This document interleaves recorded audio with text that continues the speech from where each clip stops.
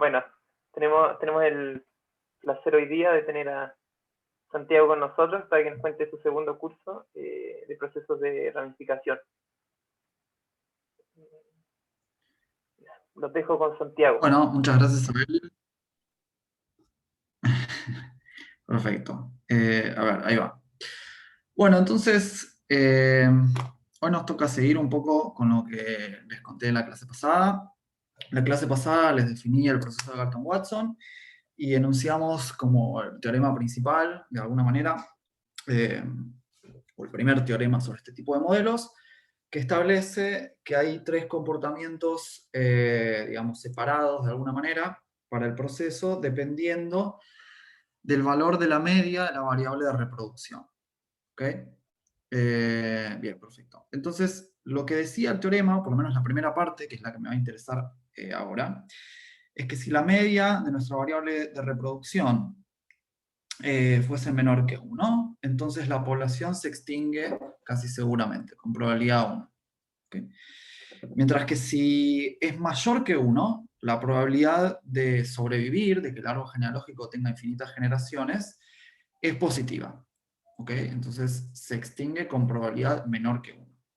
Y por último, si la media de la cantidad de hijos que tiene cualquiera de los individuos de la población es exactamente igual a 1, entonces, bueno, exceptuando el caso patológico en que la cantidad de hijos es constantemente igual a 1, lo que sucede es que la población también se extingue con probabilidad 1. ¿Ok? El árbol genealógico, en el caso muy igual a 1, también tiene siempre una cantidad finita de generaciones. Aleatoria, pero finita. ¿Ok? Entonces, bueno, la vez pasada yo les demostré este teorema, bueno, me salté algunos pasos, pero esencialmente les di una idea. Y lo que les quería comentar ahora es básicamente qué se sabe o qué cosas se pueden decir sobre cada uno de estos tres casos. ¿Ok? Entonces, ver un poquito más para abajo. Lo que dice esencialmente el teorema anterior es que se pueden clasificar los procesos de Galton-Watson en tres categorías o regímenes, ¿okay? De acuerdo al valor de la esperanza mu. Entonces, el caso en que mu es menor que 1 se va a llamar proceso de Galton-Watson subcrítico. ¿Okay? El caso en que mu es igual a 1 y bueno, la variable de reproducción no es constantemente igual a 1, se va a llamar proceso de Galton-Watson crítico. Y el caso restante, en donde la esperanza es mayor que 1, se va a llamar supercrítico. ¿Okay? Y como les adelanté, lo que resulta es que los procesos de Galton-Watson subcríticos, críticos y supercríticos tienen todos un comportamiento cualitativamente bastante diferente. ¿Ok? Y bueno, entonces yo lo que voy a hacer ahora es hacer como una especie de mega resumen sobre las cosas que se saben, como para que ustedes tengan una idea, digamos, de cuáles son las diferencias principales entre los tres regímenes. Y bueno, y después les dejo como una descripción un poquito más detallada, pero tampoco tanta, para que revisen ustedes si tienen ganas. Y bueno, después vamos a saltar a hacer otra cosa. Así que bueno, lo que les voy a contar ahora es cierto cuando la variable de reproducción es lo suficientemente buena como para tener un segundo momento finito.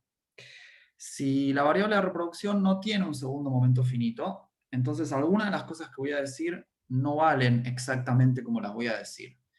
Pero bueno, eso va a ser como un caso patológico para nosotros en el cual no me voy a concentrar. Voy a suponer siempre, de ahora en más, que la variable x tiene segundo momento finito. Y en ese caso, las características principales de los tres regímenes son las siguientes. ¿Okay? El caso subcrítico, en que los individuos tienen en media menos que un hijo, ¿okay? Lo que sucede, como ya vimos, es que la población se extingue casi seguramente. ¿Okay? Eta es igual a 1. Acuérdense que eta era la probabilidad del evento de extinción, ¿no? Por otro lado, lo que sucede es que no solamente la población se extingue casi seguramente, sino que sobrevive relativamente poco tiempo. En el sentido de que si uno define el tiempo de extinción como la primera generación para la cual ya no hay más individuos, ¿okay? Entonces lo que sucede con este tiempo de extinción es que tiene esperanza finita. ¿Okay? No solamente tiene esperanza finita, sino que en realidad tiene momentos de todos los órdenes, tiene también momentos exponenciales, y se saben bastantes más cosas, pero bueno, en principio es un tiempo corto en el sentido de que tiene esperanza finita. Y no solamente eso, sino que lo que se puede probar es que hasta antes del momento de la extinción del árbol, en el árbol genealógico no hay muchos individuos. ¿Ok? En el sentido de que si uno agarra la variable Zn, que es la cantidad de individuos en la generación n, y la condiciona a todavía tener individuos, es decir, que el árbol genealógico todavía no se extinguió para esa generación, entonces lo que uno ve cuando n es grande es que esencialmente esto se comporta como una constante. ¿Okay? O sea que en realidad hay unos pocos individuos en las últimas generaciones, mientras el árbol todavía no se extinguió. ¿Okay? Entonces en este caso lo que sucede es que bueno, el árbol sobrevive un tiempo relativamente corto, y hasta ese momento en que se acaba todo, lo que uno observa son unos pocos individuos en la población. ¿Okay? En cada una de las generaciones. En el caso crítico pasa algo un poquito diferente. Nosotros les acabo de recordar que en el caso crítico la población también se extingue casi seguramente. ¿Okay? El árbol genealógico siempre tiene una cantidad finita de generaciones, pero lo que sucede es que ahora la población sobrevive mucho tiempo, en el sentido de que el tiempo de extinción tiene esperanza infinita. ¿Okay? Y no solamente eso, sino que si uno estudia cómo se comporta la población hasta antes de extinguirse, hasta el momento de la extinción, lo que uno ve es que en realidad no hay pocos individuos en la población, sino que el número de individuos crece linealmente con n. Es decir, si ustedes agarran la cantidad de individuos en la generación n y la condicionan a que todavía haya individuos, bueno, lo que uno observa es una variable que se comporta como n, en realidad. ¿Okay? Entonces, en el caso crítico, eso, la población tarda mucho tiempo en extinguirse, y básicamente hasta ese momento uno ve una gran cantidad de individuos, ¿okay? En la población. Y por último, el caso súper crítico, en donde la media es mayor que 1, bueno, lo que ya sabemos es que con probabilidad positiva el árbol puede tener infinitas generaciones. ¿Okay? No va a pasar siempre, puede que se extinga, pero con probabilidad positiva puede tener infinitas generaciones. Y en ese evento, en que el árbol es infinito, lo que sucede es que la población crece exponencialmente. Si uno agarra la cantidad de individuos en la generación n y la condiciona a que el árbol sobrevive para siempre, a que haya infinitas generaciones, entonces el tamaño de Zn es como mu a la n, donde mu es la esperanza de x, que en este caso es mayor que 1. ¿Okay? Entonces, eso es esencialmente lo que pasa en cada uno de estos regímenes.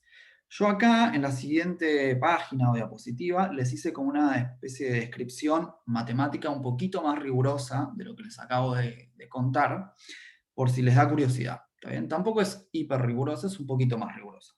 Pero bueno, yo no me voy a meter en esto. Digamos, si lo quieren mirar, perfecto. Cualquier cosa me preguntan después. Así que bueno, voy a saltar a lo que tenemos que hacer hoy. Digamos, el objetivo del curso, o de lo que queda del curso, es un poco, volviendo para la diapositiva anterior, es estudiar un poquito el caso crítico. ¿Ok? Entonces, tratar de formalizar esta descripción que yo les conté recién, en este caso. Y para eso vamos a usar algunas herramientas, algunas técnicas nuevas que surgieron, bueno, hace como 20 años, pero surgieron mucho después que la introducción de este modelo, que fue en el 1800. Y bueno, vamos a usar esas técnicas para estudiar este caso crítico. Entonces, lo que vamos a hacer la clase de hoy va a ser presentar esas técnicas, y después la clase que viene las vamos a usar para probar todo esto que acabo de decir yo acá. ¿Ok? Así que bueno, si tienen alguna consulta, me avisan. Y si no, empezamos. Bueno, entonces lo que les voy a contar hoy es sobre árboles sesgados por tamaño. Entonces, para contarles lo que es un árbol sesgado por tamaño, lo que tengo que hacer es hablar, en primer lugar, de lo que es sesgar por tamaño una variable aleatoria. ¿Okay? Entonces, la definición es la siguiente. Da una variable aleatoria no negativa, con esperanza positiva y finita, como lo es, por ejemplo, nuestra variable de reproducción. Un sesgo por tamaño de x va a ser cualquier variable aleatoria x sombrero. Los sesgos siempre los voy a denotar por un sombrero. ¿Okay? Que tenga la siguiente distribución. La probabilidad de que x sombrero pertenezca a un cierto conjunto se calcula de esta manera. ¿Okay? Entonces, dicho de otra manera, o de una forma equivalente, para el cual, o sea, si a ustedes les resulta más fácil de pensar, digamos, la distribución tiene una densidad con respecto a la distribución de x, que es esta que está acá, y la densidad es simplemente x dividido la esperanza de la variable. ¿Okay? Esa es básicamente la distribución del sesgo por tamaño. Y bueno, si a ustedes esto no les dice nada, bueno, piensen que las probabilidades se calculan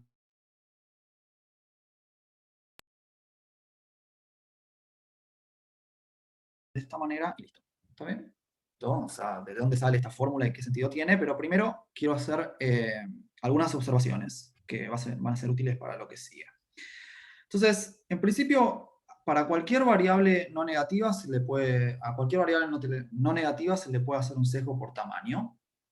Pero si en particular la variable toma valores naturales con el 0, lo que sucede, bueno, suceden dos cosas. En primer lugar, que el sesgo por tamaño también toma valores naturales con el 0. ¿Okay? No toma valores que no sean enteros. Y hay digamos, hay una expresión muy sencilla para la probabilidad puntual del sesgo por tamaño. ¿Okay?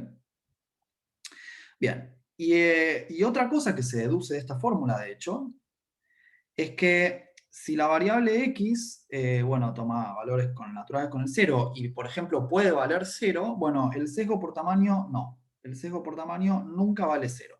Así que, en particular, la x sombrero siempre es mayor o igual que 1. ¿Okay? Y eso es fácil ver porque si ustedes acá ponen 0, bueno, lo que les queda es un 0 acá multiplicando que anula la probabilidad. Así que el x sombrero nunca vale 0. Siempre mayor o igual que 1. ¿Está bien? En el caso en que x tome valores naturales con el 0, ¿no? Si toma valores reales cualesquiera, bueno, no sabemos qué pasa con x sombrero. Pero en el caso que tome valores naturales, esta toma valores naturales mayores o iguales que 1. Bien, entonces lo que quería hacer ahora es dar como una especie de interpretación probabilística de qué significa hacer esta transformación con la variable x, ¿ok? Que creo que les va a dar como un poco de intuición sobre de qué se trata esto. Entonces la interpretación probabilística es la siguiente. Imagínense que tenemos una urna A llena de bolillas, ¿okay? Y la voy a llamar la urna de los padres, porque voy a pensar que cada bolilla que tengo en esta urna A representa un padre. ¿Okay? Y bueno, esta urna tiene una cantidad finita de bolillas, cada una representa un padre, y cada una de ellas tiene una etiqueta que va a ser algún número natural con el 0. ¿Okay? Y lo que voy a pensar para tratar de entender esta analogía o esta interpretación probabilística es que la etiqueta que tiene cada bolilla es la cantidad de hijos que tiene el padre ese que representa la bolilla. ¿Okay? Si una bolilla tiene etiqueta 3, eso representa a un padre que tiene 3 hijos. ¿Okay? Y bueno, por supuesto que distintas bolillas pueden tener la misma etiqueta, ¿no? Porque distintos padres pueden tener la misma cantidad de hijos. ¿Okay? Entonces, imagínense que de esta urna se extrae una bolilla al azar, o sea, se elige un padre al azar, ¿okay? Y se registra qué cantidad de hijos tiene, cuál es la etiqueta de la bolilla extraída. ¿Okay? Eso va a ser una variable aleatoria que voy a llamar x. ¿Okay? Va a ser esencialmente la cantidad de hijos que tiene un padre elegido al azar de esta bolilla, de esta urna, perdón. Entonces, ¿cómo aparece el sesgo por tamaño acá? El sesgo por tamaño aparece haciendo la siguiente operación. Esencialmente lo que vamos a hacer es considerar otra urna, en donde en vez de llenar, que la vamos a llenar de bolillas, pero en vez de representar a los padres las bolillas, lo que nosotros vamos a hacer es agarrar a los hijos de todos los padres de la urna A y meterlos en la urna B. ¿Okay? Pensarlos como bolillas y agregarlos en la urna B. Entonces, eso, digamos, rigurosamente es lo siguiente, ¿no? Tomamos otra urna B y por cada bolilla en la urna A, o sea, por cada padre en la primera urna que tenga etiqueta K, que tenga K hijos, vamos a colocar K bolillas con la misma etiqueta en la urna B. ¿Ok? Es decir, vamos a colocar sus K hijos en la urna B. Y a cada uno de esos hijos les vamos a dar una etiqueta, que es la cantidad de hijos que tuvo el padre. ¿Ok? Entonces yo, por ejemplo, si estoy en la urna B y tengo etiqueta 4, significa que vengo de un padre en la urna A que tuvo 4 hijos. ¿Okay? Entonces, si ahora lo que ustedes hacen es, en vez de agarrar un padre al azar de la urna A, lo que hacen es elegir un hijo al azar en la urna B, y le preguntan qué etiqueta tiene, o sea, esencialmente cuántos hijos tuvo su padre, ¿ok? Eso va a ser de vuelta una variable aleatoria, ¿ok? Pero la distribución de esa variable aleatoria no va a ser X, sino que va a ser X sombrero. ¿Ok? Y esto que, no sé, capaz la primera vez que lo ven les puede parecer sorprendente, pero si lo piensan un poquito, en realidad es bastante natural, ¿no? Si ustedes tuvieran, por ejemplo, en la urna A, dos padres, ¿ok? Uno que tuvo un hijo y el otro que tuvo 80, bueno, si agarran los 81 hijos y los meten todos en una urna y eligen uno al azar, lo más probable es ser hijo de ese que tuvo 80 hijos y no del que tuvo uno, ¿ok? Así que, bueno, cuando eligen un hijo al azar, eso introduce un sesgo en la variable x y por eso la distribución va a ser x barra y no x, que es lo que uno pensaría en principio así, sin pensarlo demasiado, que sería la cantidad de hijos que tuvo un padre. ¿Está bien? Bien, ¿se entendió esto? Bueno, espero que sí, si no me preguntan. Bien, bueno, entonces ahora lo que vamos a querer hacer va a ser, digamos, introducir un sesgo por tamaño, pero no a una variable aleatoria, como puede ser la variable de reproducción, sino introducir un sesgo por tamaño en el árbol de Galton-Watson. Entonces, ¿qué significa hacer eso? Bueno, antes de poder explicar eso, tengo que fijar alguna notación primero, ¿está bien? Así que de ahora en más, en lo que queda de la clase, el árbol T mayúscula siempre va a ser el árbol de Galton-Watson, el que definí la clase pasada. Y las realizaciones del árbol de Galton-Watson, es decir, árboles genealógicos fijos, no aleatorios, ¿ok? Los voy a denotar, eh, sí, bueno, una realización fija lo voy a denotar por T minúscula. Y esto va a ser el árbol de Galton-Watson, ¿ok? Bueno, entonces, fijada una realización de mi árbol, T sub n va a denotar la restricción de ese árbol, que puede ser posiblemente infinito,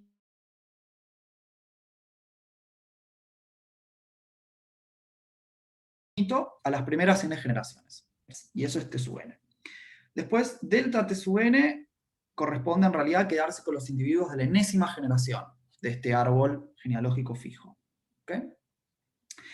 Y digamos, en concordancia o en analogía con la notación de la clase pasada, Zn de t va a denotar esencialmente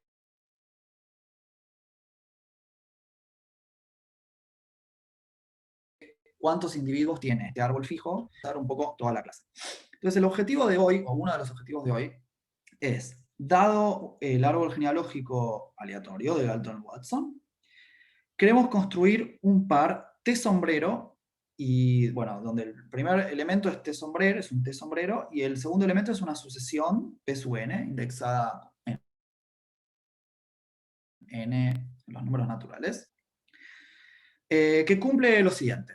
Va a cumplir tres propiedades. La primera propiedad es que T sombrero es un árbol aleatorio, genealógico, que cumple tres propiedades a su vez. Primero, que tiene raíz. Eso significa que en la generación 0 hay un único individuo. También empieza, digamos, con una punta. Después, que es localmente finito, que eso significa que cada individuo en el árbol genealógico tiene finitos hijos. ¿Okay? Y después, que tiene infinitas generaciones. Es decir, este árbol de sombrero no se acaba nunca. Es un árbol infinito. ¿Está bien? Hacia abajo, digamos. Hacia los costados no, porque cada individuo tiene solamente finitos hijos. Bien. Perfecto. Esa es la primera propiedad. Son tres. La segunda propiedad es que B sub n, ¿okay? El enésimo elemento de esta sucesión, va a ser un vértice elegido al azar en la enésima generación de este árbol de sombrero. ¿Okay? Esa va a ser la única restricción para B sub n.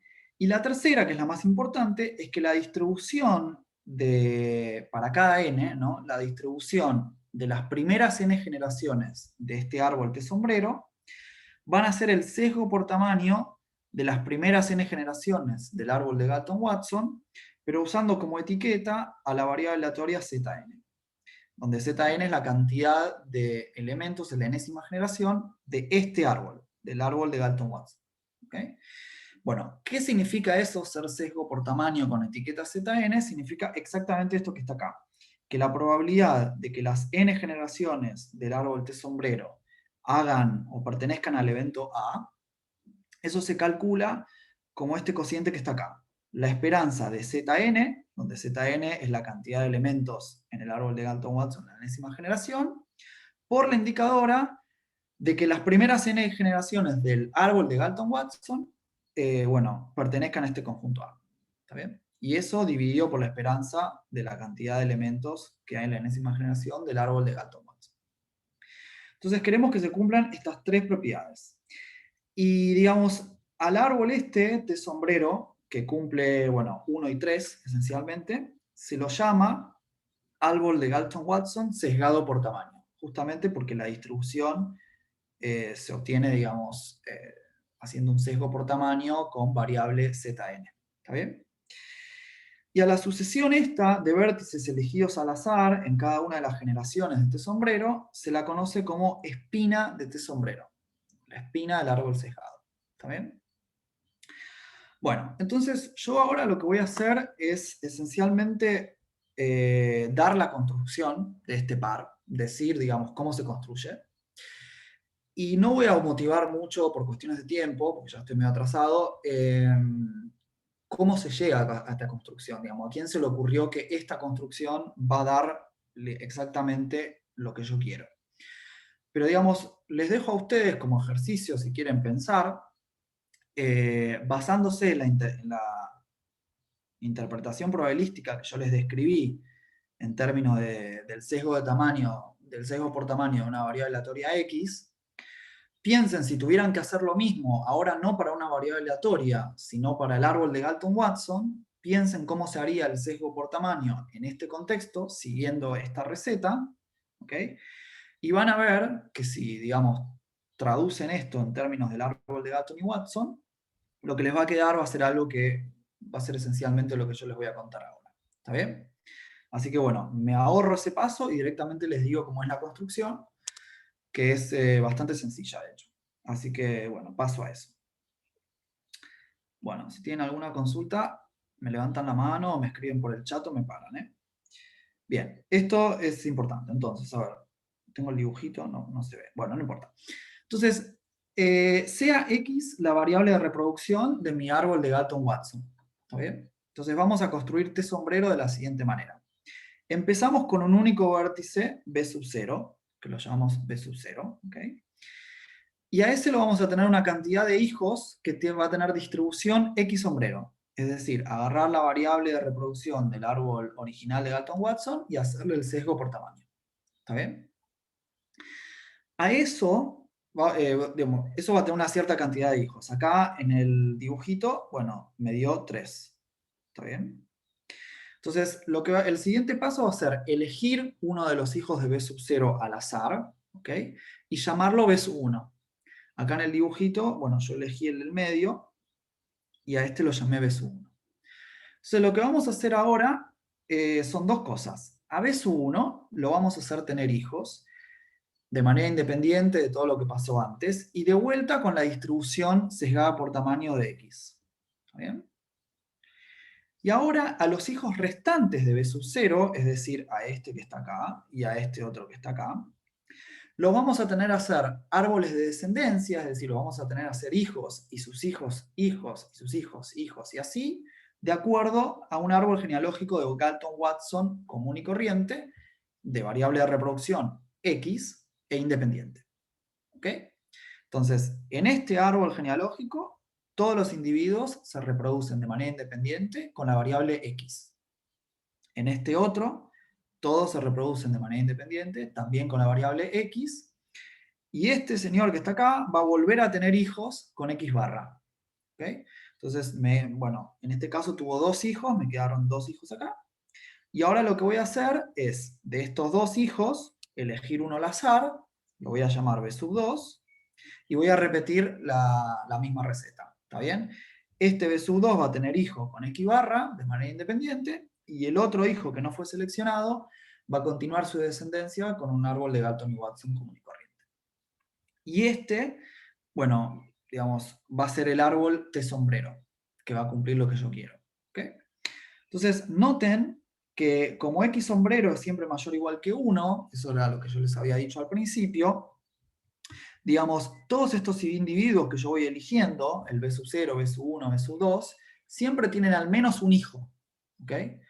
Con lo cual, siempre hay un individuo en la generación siguiente. Siempre, ¿está bien? Porque el B sub n siempre va a tener al menos un hijo, así que va a continuar el árbol genealógico en la generación siguiente. Así que en particular se puede repetir este proceso indefinidamente y esto me va a dar un árbol infinito. ¿Ok?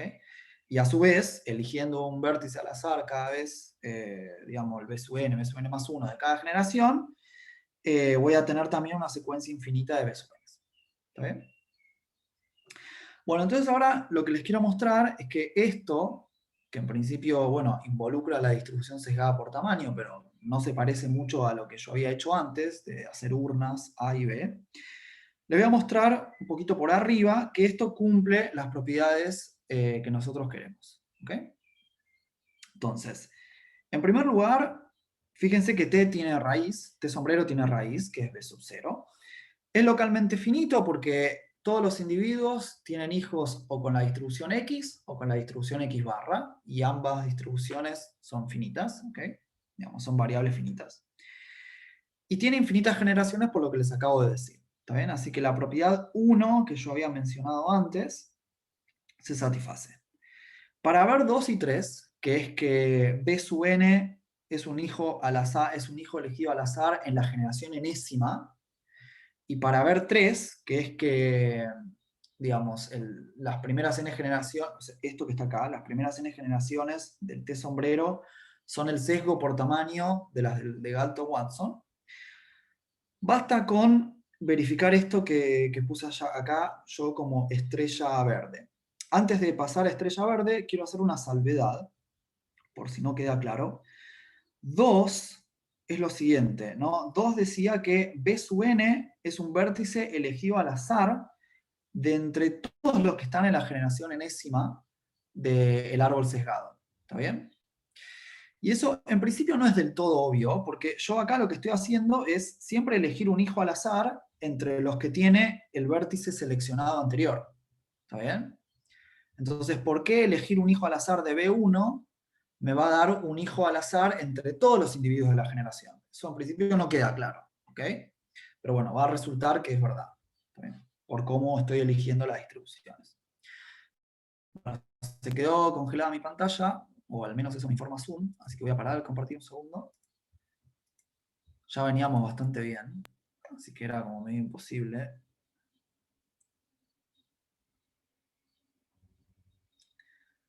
Tengan paciencia. De paso, si quieren preguntar.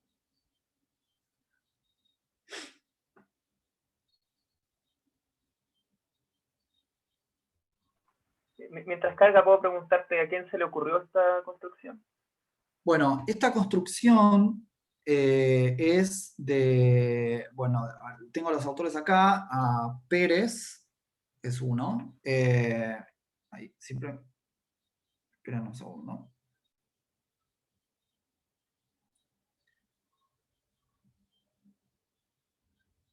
Bueno, esto ya va a compartir, pero de mientras,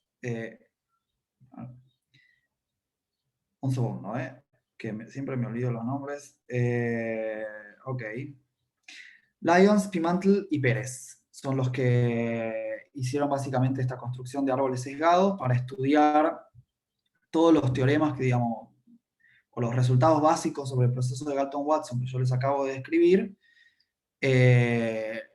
a través de este tipo de árboles sesgados. Y bueno, eso después se siguió usando, digamos, hasta el día de hoy para estudiar cualquier tipo de proceso de ramificación. Ahí está, volvimos, lo logramos. Bueno, entonces yo lo que digo es que todas las propiedades que queremos verificar sobre esta construcción, en particular 2 y 3, que son las que nos faltan, se deducen de esta propiedad estrella verde, que es la siguiente. Si yo fijo un n, Fijo un árbol genealógico, digamos, no aleatorio, una realización de un árbol genealógico cualquiera, y fijo un vértice en su enésima generación. Entonces la probabilidad de que las primeras n generaciones del árbol sesgado coincidan con estas que yo fijé, ¿ok? Y que el vértice que yo elegí, el b sub n, en la construcción, haya sido justamente el que estoy fijando en la enésima generación del árbol fijo, esa probabilidad, bueno, es exactamente esto que está acá. ¿Está bien? Donde esta probabilidad, les recuerdo, esto es la probabilidad de que el Galton-Watson original tenga las primeras n generaciones igual que las de este árbol fijo. ¿Okay? Y después dividido por la esperanza de la cantidad de individuos en la enésima generación. Y yo lo que digo es que esta propiedad me implica 2 y 3. Bueno, y veamos por qué. Entonces, fíjense que si nosotros, bueno, lo voy a decir al revés que como está escrito acá. Si ustedes agarran este evento, ¿ok? Lo pueden descomponer en la unión de estos eventos, ¿no? Si el árbol, las primeras n generaciones del árbol son iguales a las de t sub n, ¿ok? Seguro que el b sub n va a tener que ser, como es siempre un vértice elegido en algún lugar de la enésima generación, seguro que va a tener que ser alguno de los vértices en la enésima generación de t minúscula. ¿Está bien? Entonces, este evento lo puedo descomponer como la unión de estas cosas. Y son todos disjuntos, ¿no? Porque estas posibilidades son disjuntas, así que esta probabilidad la puedo escribir como la suma sobre todos los vértices en la enésima generación de este árbol fijo de estas probabilidades. ¿Ok? Ahora, estas probabilidades yo digo que por estrella verde son iguales a esto. ¿Está bien? Así que en realidad me queda la suma sobre todos los vértices en la enésima generación del árbol T este fijo de esta cantidad. Pero esto no depende de B. Así que en realidad me queda esto que sale para afuera como una constante por la cantidad de individuos que hay en la enésima generación de este árbol que yo fijé. Y eso es lo que yo llamé, bueno, Zn de T o de T sub n, lo mismo. ¿Está bien? Bueno, entonces me quedó esto que está acá. ¿Está bien? Y ahora fíjense que eso que está ahí es exactamente igual a esta esperanza. ¿No? Porque si ustedes calculan esta esperanza, cuando el árbol de Galton-Watson es exactamente igual a esta realización que yo estoy fijando, la cantidad de individuos en la enésima generación del árbol de Galton-Watson es exactamente igual a esta cantidad. Así que la puedo sacar afuera como una constante, y lo que me va a quedar entonces va a ser la esperanza de esta indicadora. La esperanza de la indicadora es la probabilidad. ¿Okay? Y bueno, abajo me queda la esperanza de Zn, que no la modifiqué para nada. Así que si se fijan, lo que me está quedando es, digamos, la propiedad 3, digamos, pero para eventos que son de la forma, digamos, A igual a un único elemento, una única realización de un árbol. ¿Está bien? Entonces yo lo que digo es que como cualquier A en el rango de valores que puede tomar este sombrero N, se puede escribir como una unión de eventos de este estilo. Bueno, en el fondo usando la linealidad de la probabilidad y la esperanza, o la aditividad de la probabilidad y la linealidad de la esperanza, se puede deducir que vale lo mismo, pero para cualquier A. ¿Está bien? Así que en el fondo, de ahí se deduce 3. Y para ver 2, fíjense lo siguiente, ¿no? Nosotros acabamos de probar que esta probabilidad, bueno, es igual a esto que yo puse acá arriba, ¿ok? Que es esto que está acá.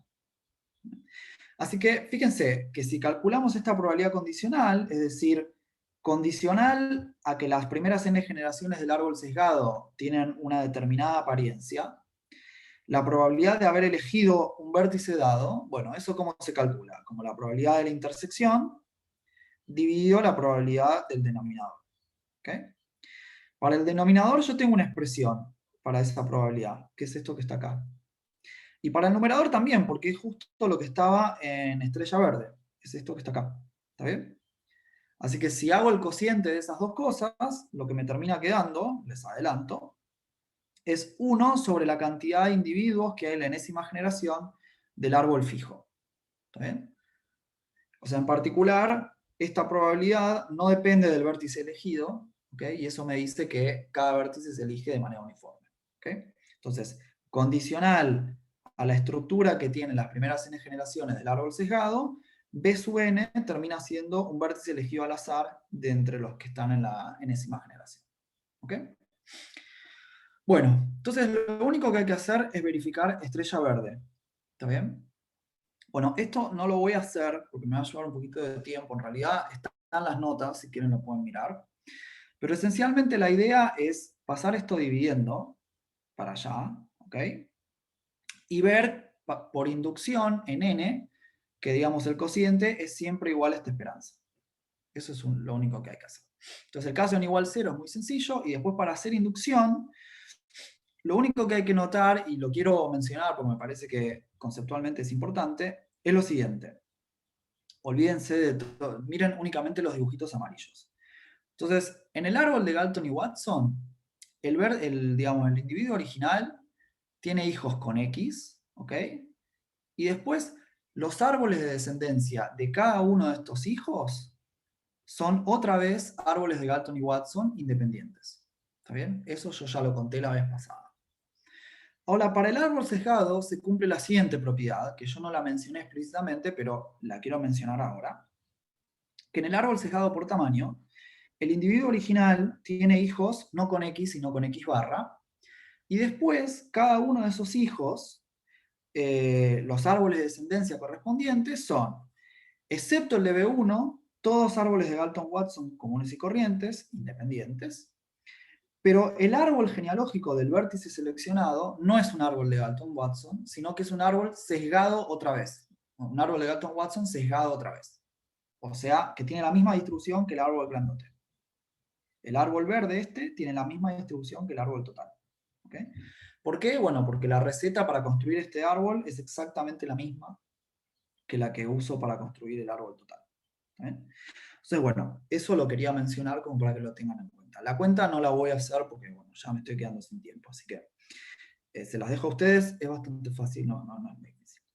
Pero bueno, entonces, esto es más o menos lo que yo quería contar sobre árboles sesgados por tamaño. Y la pregunta, la gran pregunta, la pregunta del millón es, bueno, Santiago, ¿para qué querés esto? ¿Está bien? ¿O para qué vamos a usar esto? Entonces, la segunda parte de la clase, que van a ser 10 minutos, bueno, capaz 15, no sé, es contarles, bueno, un poco por qué queremos estudiar este tipo de procesos, ¿ok? O el árbol sesgado por tamaño. Entonces, para eso, de lo que les quiero contar, es ahora de árboles de Galton-Watson condicionados a no extinguirse. ¿Ok? Entonces, olvídense del árbol sesgado por ahora y volvamos al árbol de Galton-Watson T. ¿Está bien?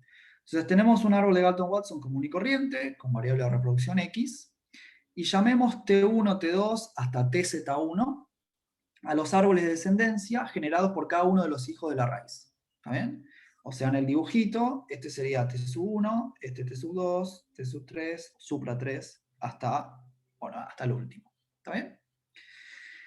Y además definamos una variable aleatoria que se va a llamar CN más 1, como, bueno, acá está la definición formal, pero digamos, leamos lo que dice abajo, que me parece más claro, es el índice del primer hijo de la raíz, o sea, 1, 2, 3, así hasta el último, hasta Z1, que tiene al menos un descendiente en la generación N más 1. ¿Ok? Entonces, agarro el primero, me fijo si en el árbol este hay alguien en la generación N de este árbol, que corresponde a la generación N más 1 del árbol total. Si no hay nadie, paso al siguiente. Si en este tampoco hay nadie en la generación N, paso al siguiente. Y si acá hay alguien en la generación N de este árbol, bueno, entonces este es si N más 1. ¿Ok? ¿Se entiende? Bueno, y podría pasar, digamos, que el árbol se extinguió antes de la generación N más 1, y en ese caso ninguno de los hijos tiene un individuo en esa generación, en la generación N más 1, así que en ese caso definimos a la XY como 0, como infinito, no sé, lo que ustedes quieran, no es muy importante. Bueno, ¿se entendió esto entonces? Esta definición de XY. Okay. Bien, entonces observen lo siguiente. Si fijamos J menor o igual que K, números naturales, y condicionamos al árbol de Galton-Watson al siguiente evento, al evento en que la raíz tiene k hijos, y el xi n más 1 es el j, es decir, de todos los hijos, digamos, el primero que tiene un descendiente en la generación n más 1 es el j-ésimo. Entonces, los árboles de descendencia de cada uno de los hijos de la raíz, este y así, son todos independientes, condicional a este evento, ¿ok? Porque son como subárboles disjuntos del árbol grandote, así que van a ser todos independientes. Y cada uno va a tener una distribución particular que va a ser la siguiente. Si estoy fijándome en un índice que es menor que J1, que J-1, perdón, menor o igual que J-1, o menor que J, digamos, donde J es el primer índice en donde hay un descendiente en la generación n+1. Entonces, el árbol de descendencia, ¿qué sé yo sobre el árbol de descendencia correspondiente? Bueno, que no va a llegar a la generación n+1, se va a acabar antes. ¿Está bien? Es decir, que este árbol, en la generación enésima de este árbol, ya no va a haber nadie. ¿Ok? Así que, ¿qué distribución va a tener? Bueno, va a tener la distribución de un árbol de Galton y Watson. Ya sabemos que todos estos se comportan como un árbol de Galton y Watson, pero condicionado a extinguirse en la generación enésima o antes. ¿Está bien? Perfecto. Si n más 1 es igual a j, bueno, ¿qué sabemos sobre el árbol T supra j? Bueno, que se comporta como un árbol de Galton y Watson, pero condicionado a tener por lo menos un individuo en la enésima generación. ¿Ok? Porque digamos, si este es el primer índice que tiene un descendiente en la generación n+1, eso significa que en la generación, bueno, supongamos que fuera que en la generación enésima de este árbol hay un individuo. ¿Ok? Entonces, que el Zn correspondiente a ese árbol es mayor que 0.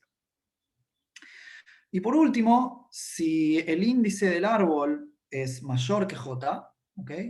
Bueno, entonces no sé nada. El árbol se podría haber extinguido o no, podría haber continuado, entonces no tengo ninguna información. Así que en ese caso, los árboles correspondientes a hijos que están, digamos, a la derecha de xi n+1, o a la derecha de j en este evento, simplemente tienen la distribución de un árbol de Galton y Watson. ¿Ok? Bien. Bueno, perfecto. Además de eso, tenemos lo siguiente, que condicional a tener un individuo, al menos un individuo, en la generación n+1, ¿ok? La probabilidad de haber tenido k hijos y que de esos k hijos el primero que tenga un individuo en la generación n+1 haya sido el j-ésimo, ¿ok? Eso, bueno, podemos hacer la cuenta, es la probabilidad de la intersección dividido la probabilidad de este evento que está acá. Y digamos, para que pase estas tres cosas, digamos, de alguna manera, esto, intersección esto, lo que tiene que pasar es que el primer individuo tenga k hijos, eso va a ser esta probabilidad. Después, que los primeros j-1 árboles de descendencia se extingan antes de su generación n, o en la generación n o antes, y eso corresponde a este producto de probabilidades. ¿Okay? Y que el j-ésimo árbol de descendencia, el que corresponde a xi n+1, no se extinga en la enésima generación. Y eso corresponde a esa probabilidad. ¿Okay? Entonces, bueno, reordenando un poco los términos y acordándose que Z1 tiene la misma distribución que X, uno puede escribir esta probabilidad como una constante que depende de n, que es esta que está acá, por esta probabilidad de x igual a k multiplicada por esta potencia. ¿Está bien? Bueno, perfecto. Entonces, ok. Esto que les acabo de contar, capaz un poquito rápido, pero espero que se haya entendido, nos sugiere la siguiente construcción recursiva de este tipo de árbol, que es el árbol de Galton-Watson condicionado a que en la enésima generación hay por lo menos un individuo. Entonces voy a explicar cómo se hace esta construcción. Y la gracia de esta construcción es que el árbol de Galton-Watson nosotros siempre lo construimos de arriba hacia abajo, ¿no? Desde la generación 0 hacia abajo. Pero acá, como nosotros tenemos la información de que en la enésima generación hay alguien, la construcción que vamos a hacer va a ser desde la enésima generación para arriba, de alguna manera. Entonces va a ser como una construcción recursiva, pero hacia atrás. Y bueno, la gracia es la siguiente, digamos, la construcción va a ser la siguiente. Sí, me queda poquito tiempo, la voy a decir y bueno, voy a decir una cosa y con esto terminamos. Vamos a definir una familia de árboles genealógicos T sombrero, ¿ok? Indexados por n, donde T sombrero n básicamente va a tener la distribución de T condicionado a que hay alguien en su enésima generación. ¿Ok? Y lo vamos a construir de la siguiente manera. Vamos a considerar una sucesión I sub n más 1, B sub n más 1, indexada en los naturales con el 0, de vectores aleatorios independientes que tienen la distribución que yo les acabo de comentar arriba. Es decir, este vendría a ser la cantidad de hijos que tiene digamos, el individuo original en el árbol de Galton-Watson, condicionado a que en la generación n más 1 hay un individuo. ¿Okay? Si yo condiciono a que en la generación n más 1 hay un individuo, el individuo original tiene esta distribución. O sea, esto es lo que antes era Z1. ¿Okay? Condicionado a esto. ¿Está bien? Bien, y B sub n más 1 va a ser el que antes jugaba el papel de xi n más 1. O sea, el primer vértice que tiene un hijo, digamos, un descendiente en la generación n más 1. Entonces, fíjense que estos dos tienen la distribución que yo describí antes. ¿Okay? Entonces, teniendo sucesión de vectores aleatorios independientes con esta distribución, lo que voy a hacer va a ser lo siguiente. Defino T sub 0 tilde como un árbol de Galton-Watson común y corriente, independiente de esta sucesión. ¿Ok? Perfecto. Y bueno, habiendo construido, y voy a construir estos T sub n por recurrencia, digamos, de manera recursiva, de la siguiente manera. Habiendo construido T tilde sub n, voy a definir el árbol siguiente, como sigue. Voy a decir que va a empezar con un único individuo que va a tener una cantidad de hijos igual a I sub n más 1. ¿Está bien? Esa va a ser la cantidad de hijos que va a tener. Después de esos hijos voy a elegir a uno. ¿Y cuál voy a elegir? Va a ser el que me dicte B sub n más 1. ¿Ok? Bueno, ese que elegí, que es el que me dicta B sub n más 1, a este le voy a dar un árbol de descendencia que va a ser igual al T tilde sub n que acabo de construir en el paso anterior. ¿Ok? Bien. Y después, a los demás individuos que están a la izquierda de B sub n más 1, acuérdense que este vendría a ser, digamos, el primer individuo que tiene un descendiente en la generación n más 1. Así que los que vienen antes que él, sus árboles de descendencia se tienen que haber extinguido antes. ¿Okay? Así que a los individuos que están a la izquierda, lo que vamos a hacer, acá tengo un dibujito, le vamos a dar árboles independientes de descendencia, pero que van a tener distribución, la de un árbol de Galton-Watson, condicionado a haberse extinguido en la generación enésima. ¿Ok? Entonces, este fue el vértice que elegí, a este le doy T sub n tilde, a los demás le doy un árbol que se va a extinguir en la generación enésima, a los que están a la izquierda, y a los que están a la derecha le voy a dar un árbol de Galton-Watson, independiente de lo demás y común y corriente. ¿Ok? Bien, perfecto. Entonces, esencialmente esto es lo que yo les comenté antes que pasaba con el árbol condicionado a tener un individuo en la generación n más 1. ¿No? Que bueno, es más o menos hacer la construcción que yo les comenté al principio, pero al revés, empezar por este árbol y después asignarlo estos. Bueno. Entonces, usando las propiedades estas que yo les comenté acá, ¿ok? ¿Qué es lo que sucede con estos árboles de descendencia condicionados a que va a haber alguien en la generación n más 1? Es posible mostrar que esta construcción que yo les acabo de hacer tiene la distribución del árbol de Galton-Watson condicionado a tener a alguien en la generación enésima. ¿Okay? O sea que Tn tilde tiene la distribución del árbol de Galton-Watson condicionado a que todavía hay gente en la enésima generación. ¿Okay? Bueno, Bien, entonces con esto quiero decir una cosa que es importante, es que, ok, y bueno, algunas aclaraciones que no voy a mencionar de momento, pero lo más importante, ok, es que I sub n más 1, que es la cantidad en el árbol tn más 1 tilde, I sub n más 1 es la cantidad de individuos que hay en la primera generación. Y B sub n más 1 es el vértice que voy a elegir en la primera generación para asignarle después el árbol T sub n tilde. ¿Ok? Bueno, este par, cuando n tiende a infinito, converge en distribución a un par infinito B infinito, donde la distribución de este infinito B infinito, se puede hacer la cuenta, no la voy a hacer. En el caso en que mu sea menor o igual que 1, ¿está bien? Y solamente en ese caso, tiene la siguiente distribución. I infinito es igual en distribución a x barra. Y B infinito resulta un vértice elegido al azar entre, bueno, 1 e infinito. ¿Ok? Entonces, lo que quiero decir con esto, de alguna manera, es que con la primera generación de este árbol, ¿ok?, que tiene cantidad de individuos i n más 1 y vértice seleccionado bn más 1, se parece, cuando n tiende a infinito, mucho al primer paso de la construcción del árbol sesgado.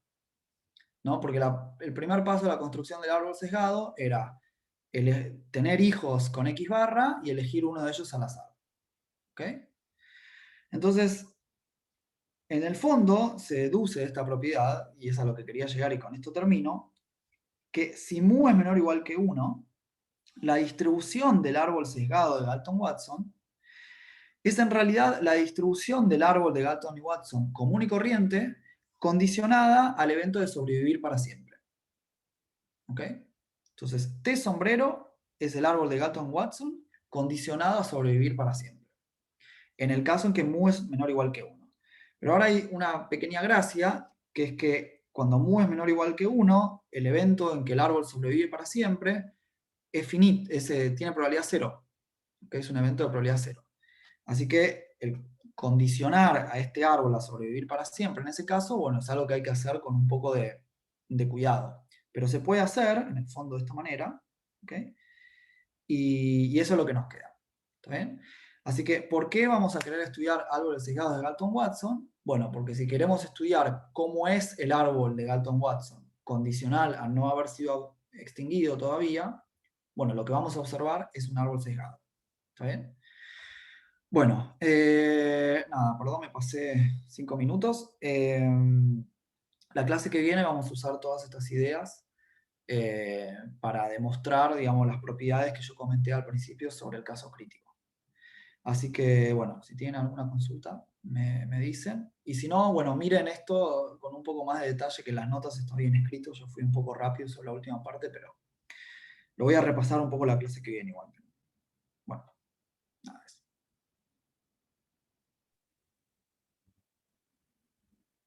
Bien, ¿hay alguna pregunta?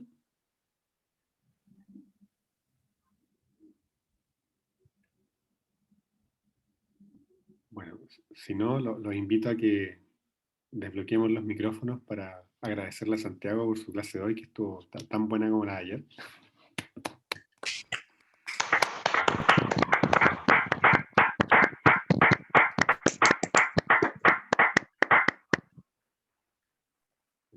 En la página de la escuela van a quedar las notas y las clases, por si las quieren ver de nuevo. De todas maneras están en el canal de YouTube, que ayer les dejamos en el chat, y que de ayer a hoy ha tenido una explosión en el número de suscritos. Se duplicó. Bueno, no era tan difícil porque eran solo 10, pero mejor digámoslo en positivo. Así que con eso se terminaría la sesión de hoy de la escuela y quedan todos muy cordialmente invitados a la sesión de cierre de mañana.